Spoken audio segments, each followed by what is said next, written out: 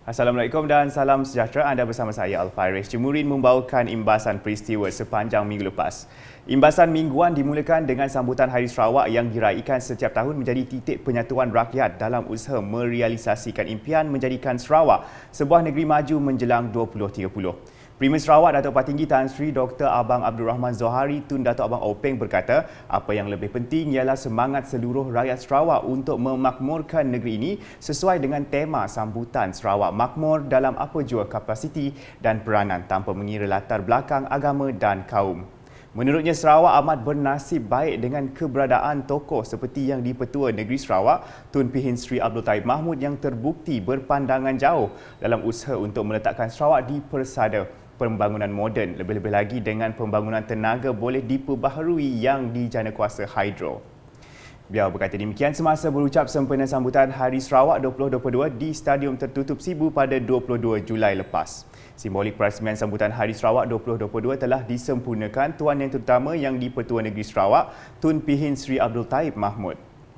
Dalam pada itu, Premier Sarawak menegaskan Perjanjian Malaysia 1963 MA63 tidak boleh diubah dalam apa jua cara dan dalam apa jua bentuk. Jelas Datuk Patinggi Tan Sri Abang Zohari, perjanjian yang membawa kepada pembentukan Malaysia itu serta melibatkan Malaya, Singapura, Borneo Utara, kini Sabah dan Sarawak memang tidak boleh diubah.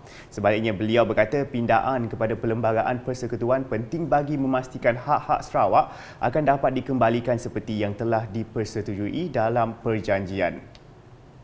Imbasan seterusnya, Kerajaan Sarawak telah memeterai perjanjian persefahaman MOU bersama Melexis Technology, sebuah syarikat yang berpusat di Belgium untuk kolaborasi berkaitan reka bentuk chip bersepadu IC bagi pengeluaran chip di negeri ini.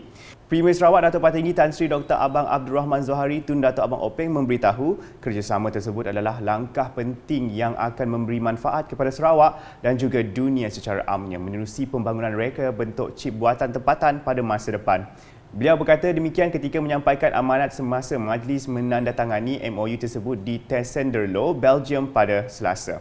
Selain itu, Datuk Patinggi Tan Sri Abang Zohari juga menekankan keperluan pembangunan bakat demi memupuk sebuah persekitaran yang menggalakkan aktiviti penyelidikan dan pembangunan R&D yang mantap dalam teknologi reka bentuk chip di Sarawak.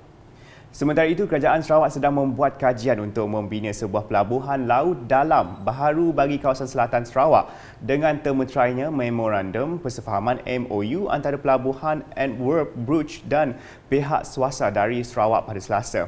Premier Sarawak Datuk Patinggi Tan Sri Dr. Abang Abdul Rahman Zohari Tun Datuk Abang Openg telah menyaksikan majlis menandatangani MOU tersebut bagi cadangan membangunkan pelabuhan Tanjung Embang di muara Sungai Sarawak dekat Kuching secara kerjasama antara Pelabuhan Antwerp dan Hubline Berhad.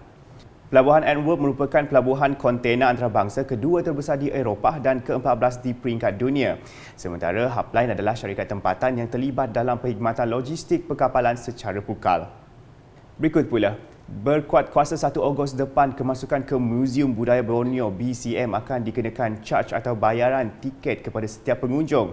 Menurut Menteri Pelancongan Industri Kreatif dan Seni Persembahan Sarawak Datuk Sri Abdul Karim Rahman Amzah, ia bagi menampung sebahagian daripada kos penyelenggaraan muzium tersebut. Beliau berkata demikian semasa sidang media kadar bayaran tiket kemasukan dan penggunaan fasiliti Muzium Budaya Borneo pada Isnin.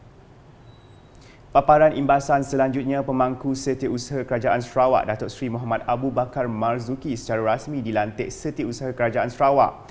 Timbalan Premier Sarawak Datuk Sri Profesor Dr. Sim Kui Hian mengesahkan pelantikan tersebut menerusi satu hantaran di Facebook rasminya pada 22 Julai 2022. Datuk Sri Muhammad Abu Bakar Marzuki, 58 tahun, menggantikan Datuk Amar Jaul Samion yang telah bersara pada 30 Jun lepas. Sebelum ini, beliau merupakan Timbalan Setiausaha Kerajaan Sarawak, Perancangan Ekonomi dan Pembangunan sejak 2018 dan pernah menggalas jawatan sebagai Pengarah Unit Perancang Negeri serta Pengarah Yayasan Sarawak.